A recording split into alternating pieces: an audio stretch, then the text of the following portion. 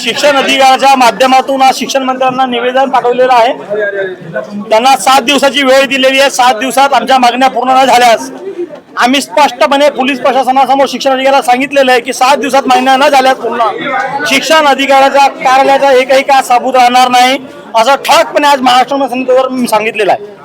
तुम्ही काय भूमिका घेणार आहे? तुम्ही उदाहरण सुद्धा दिले, पांढरे कपडे घालून येणाऱ्या मंत्र्यांना दादा भुसेंना जे पैसे पाठवले ते त्यांच्या पांढऱ्या कपड्याला नीड देण्यासाठी पाठवलेत। आमच्या अंगावर कपडा नसेल तरी आम्ही शिक्षण मंत्र्यांच्या कपड्याला इस्त्री व्हावीत म्हणून ते भिकेचे पैसे आज आम्ही शिक्षण मंत्र्यांना शिक्षण अधिकाऱ्या माध्यमातून पाठवलेले आहेत।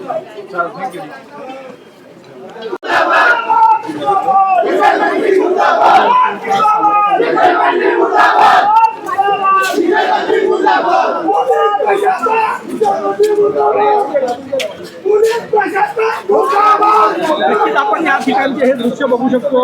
मनसेचं आंदोलन, मनसेचे पदाधिकारी अर्धनग्न आज जिल्हा परिषद कार्यालयात पोलिसांनी